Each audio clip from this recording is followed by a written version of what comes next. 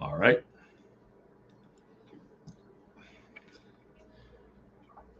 Greetings. Here we go. It's 8:01. Let's see how we're doing. Let's see if anybody's going to be coming in. I know I wasn't here Friday. I tried to. Internet wouldn't let me on at all. We've had terrible internet all day today. Let's see how this is. Okay. Looks like we're set up okay. Okay, I'm going to wait until I see somebody come in before. Okay, somebody's here. Great, great. I am really hoping that we have good luck with our internet tonight.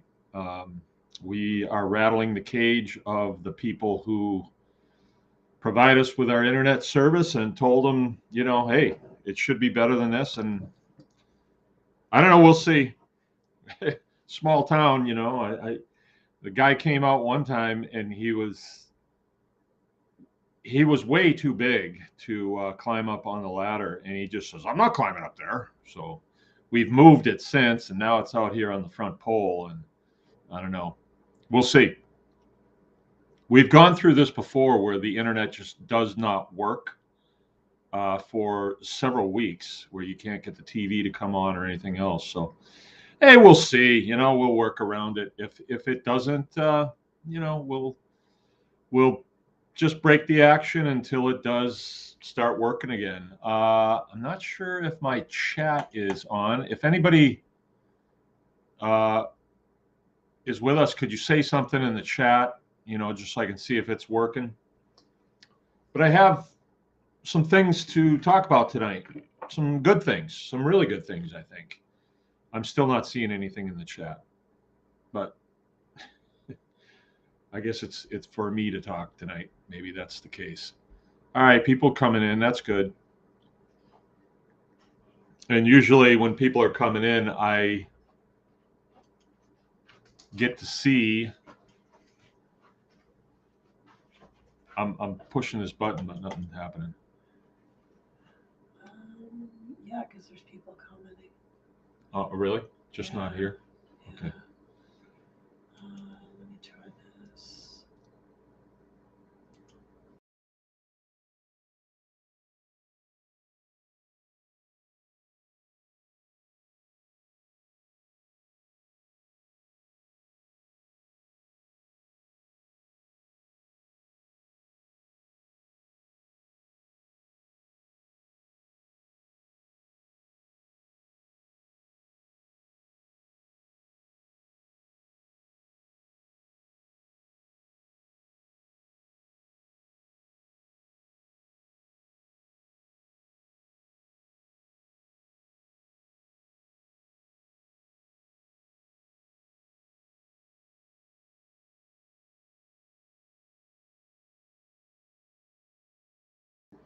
There you go. Okay. All right. All right. Well, we'll try the chat again. All right. Oh. See if it works. All right. Jill said that you all were commenting in the chat, but it wasn't coming up here, but it was coming up on her computer. So she monitors to see what's going on. So I should be able to see it now because it looks like it usually does. There it is. Coastal Gardening's with us. All right. All right. I got a very important message tonight, all kidding aside. Nancy, right on. This is great. The first two people to comment are Canadians. Do you guys mind being called Canucks? Remember the Canadiens? They called them the Canucks. Some Canadians didn't like it, though. I remember that. Well, yeah, I wasn't able to come on Friday at all. I mean, we just couldn't. It locked up, and that was it. We couldn't get it to move. All right, the Canucks are with us. Been called worse, huh? So have I. Call me what you want. Just don't call me late for dinner. Well, I had a dynamite weekend, actually. I should fill you in here.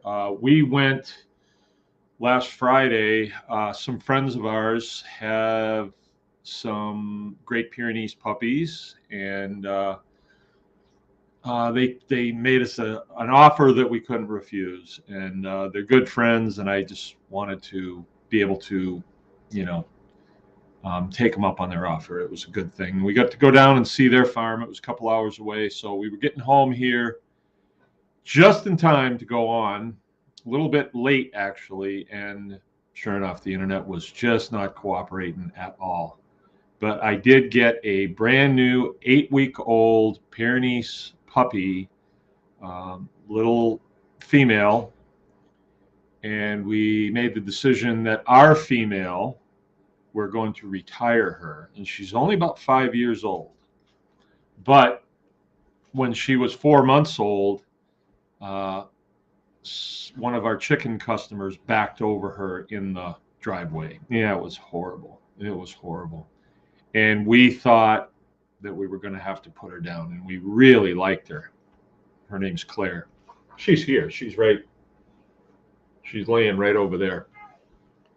And but it's affected her, and every time that she has a litter, she gets a little bit, it gets a little bit worse. And so we've just decided that we're going to retire her because our male, Obi, he's pushing 10, and he's not really into mating Claire. I mean, he follows her around and wants to talk, but he's not up to the task anymore. He's, you know, he's really close to the end of his life, and you know, he might have a year or two, but he's pretty big. He's over 170 pounds, and you know, he's just got more important things on his mind, right? Like what's on TV. So we made the decision that we were going to replace him. I mean, he'll still stay here until he, you know, isn't here anymore. But we plan to keep breeding guardian dogs because we need guardian dogs for our business, and it's been a nice facet on our business too when we advise people on predation control, and we say the fix that's worked for us is a dog, and then we're able to, you know, supply them with a dog. I mean, that's just good business. Oh, here comes the puppy now. If she'll come in, I'll grab. Well, maybe I'll just go get her. You guys want to see this puppy? Who wouldn't want to see a puppy? I got wires going everywhere here. Let me get this puppy. You guys got to see this puppy. Whoa, don't touch the mouse. No, no, no. Touch the mouse, it'll turn the thing off. Even it. Can you bring the puppy?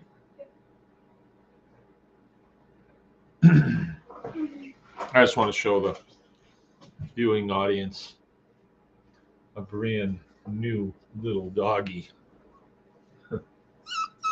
Oh, it's okay. Good. Yeah. 8 weeks old. Her name is Chloe.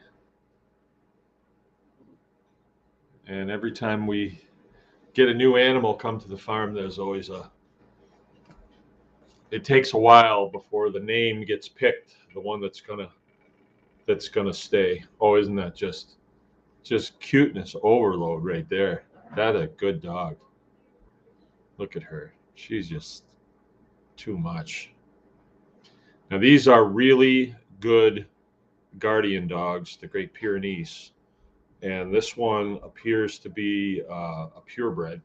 It's hard to know, but she's got all the phenotypical characteristics of a Great Pyrenees. And yeah, I don't doubt it at all. And we're going to be breeding her with a half Pyrenees, half Anatolian. And Anatolian is a shepherd, and they're a taller dog, but they're also a guardian dog and really outstanding. And the reason why we would entertain doing something like that is to get what they call a hybrid vigor, right? And then when they breed, It'll be a 3/4 Pyrenees, and you probably won't even see the Anatolian in it. But you will get the vigorousness of that crossbreeding, right? So that's what we're going to do. You'll kind of notice that a lot of farms will have several things going. You don't just do one thing. That's not the way to do it, or that's not what's really worked for us, because you got to have multiple streams of income coming to your place. And for us, I don't think we could be just professional dog breeders. But having one female, and at one time we had two, you would put out, a fair number of puppies, and where we're in the pastured poultry business too, and we are in the teaching business, it rounds it out. I couldn't see being, like the way there are dog breeders around here. Usually the Amish community does that. It's like their young men will kind of do that, and then they sell to pet shops, and so they'll have a whole bunch of female dogs, and they never really they're in cages that are made for breeding, and it's not like a family dog, that, I don't know. I don't think I could do that. That's not what the purpose of this breeding operation is. Anyway. Good weekend. Let's see. I butchered a cow on Saturday. And it was a friend of ours, somebody from the tribe here, Susan Greaves. And her daughter is doing some graphic design for us. And so we swapped services. And it's one of those things where I don't mind at all doing it, because we could go up there. We sat and had coffee for a while. They had 3 people helping, so it was a day off the farm. It was cold as can be. It was like 8 below when we got there, and so it was like, it wouldn't have been a whole lot of fun here anyway. It was kind of fun to go and visit somebody else's farm, and these are people that are leaning forward, that really want to know how to do these things. So it's actually a joy to walk through that with them. And then we're trading services. So me and Jill were up there till I think about 2 o'clock. And then we said, hey, we got to go. We got grandkids at the house. And so we just had a really nice ride home, stopped, got a cup of coffee and a Slim Jim. And I mean, it was just a good day out. It was really a good day out. And I've had a lot of things being revealed to me lately. And this is going to sound, okay, I get it. But things have been revealed to me lately in this whole thing that we're doing here, And let's see if I can communicate this in a way that doesn't make me sound like a weenie. When you come out and you say, okay, when I tell you what my mission is, when I say my mission is to spread this information out, and it's not just like a shotgun approach, it's not, yelling from a bell tower. That doesn't work. Did your grandfather show you how to do stuff by just saying, watch a YouTube video? No, it was personal. It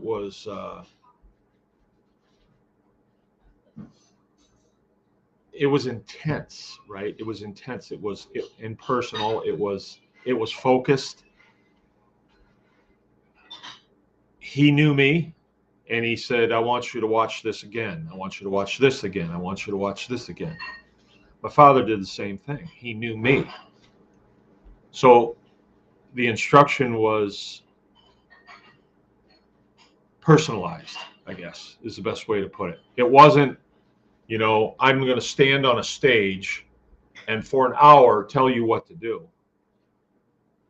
And then, you know, you can throw cabbages at me or tomatoes or dollars, but that to me, that doesn't get it. You know, it just doesn't get it. My thing, like guerrilla war.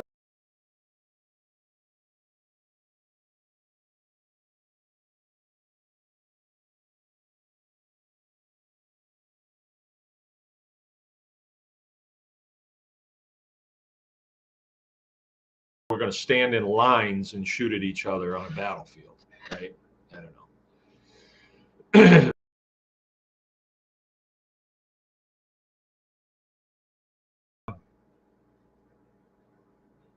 When we were coming home, we felt fulfilled. Like, hey, we just did something, you know? We really did this thing, really did it.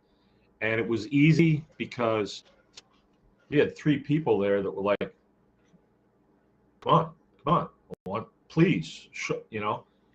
And they went through a lot of personal turmoil,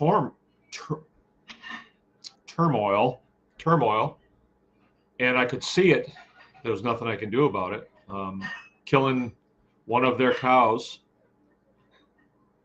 with a rifle and then bleeding it out. And it was, sometimes it's easy, sometimes it's not. This time it took like 5 minutes for the thing to bleed out and stop moving around. So that was a little difficult. She was kind of an older cow, kind of tough. So, you know, I mean, there was some.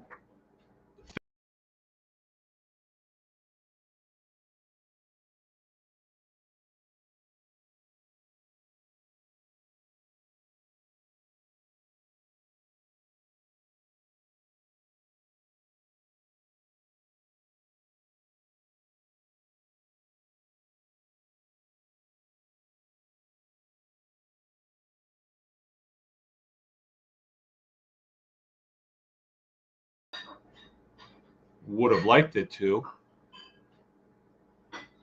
Are we still going here?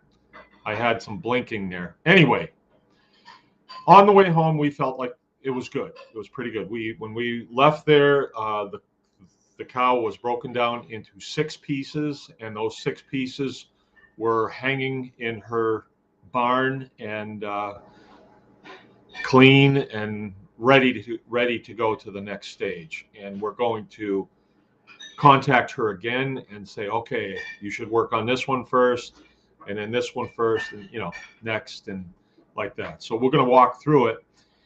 And I do believe that they will do this again. I do believe that because they got a little bit of instruction about doing pigs, and now they do their own pigs. And they don't have much infrastructure, which is, that's not good. We could do something about that. You know, like I could personally do something about that infrastructure there. It would not be that difficult to do. It could, you know. So there's a lot more to be done on that farm. This is a farm that I think would be very much like this farm, in that there can be some camping going on there, and then there can be some skills sharing going on there. You know, so very good, very good. But that was a good day. Saturday was a really good day. Sunday was just kind of a maintenance day. People here were tired. It was very cold, and what did I do Sunday? Oh, I made a video Sunday. I took that cow's head from Susan Greaves' cow's head came with us, and Jill said, "I'd like to have the brains out of that." Okay, so I took it in the shop, took a skill saw, went across the bottom, across the top, and then up the sides, and then just popped out this skull plate about that big and took out a brain that was no bigger than that, maybe even a little smaller. It's about the size of a grapefruit. And I made a video of it to show it. I put it on the tribe if you want to see it. So that was yesterday. Was kind of a low key day. Yeah, we didn't do much. You know, I still got to feed the animals and make sure the cows are milked and all that stuff. But it's cold as blazes last night. Got up this morning. It was cold in the house, and still pretty dark until 7:45. And so it's that time of year where in the morning you feel like, wow, when is spring going to get here? And when you look at the calendar, today's the middle of February, 2 more weeks of February, and then March, we start having some pretty, we can have some bad weather for sure, but it starts getting nice, right? So I know it's around the corner, and today I chose to overlook the cold and just do what I could. I know I had some jobs that had to be done, had all the feeding that had to be done this morning and watering and stuff, and it just has to be done.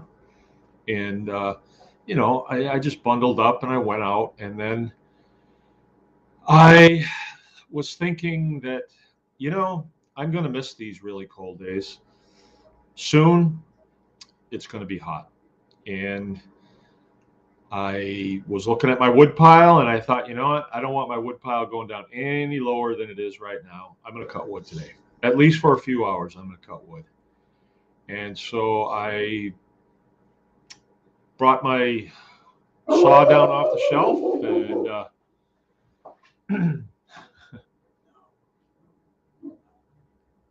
got things going on outside. And had to sharpen it. And I made a video actually. And as I made the video, I thought, I'm lucky to be able to experience this the way I do.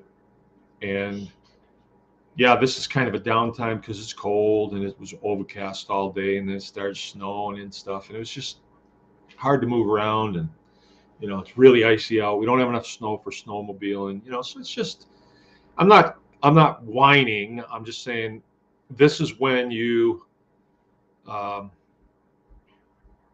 this is when you start looking for spring. And I did something, and it might not mean a whole lot to you guys, but I started cutting wood. I get wood by the semi load, and it's in 10-foot lengths. And so I start cutting it, and then I got to sharpen this saw for sure. Whoever used it last must have hit a stone or something because it was dull as a doornail. The garden shed up there. It's a nice table on there.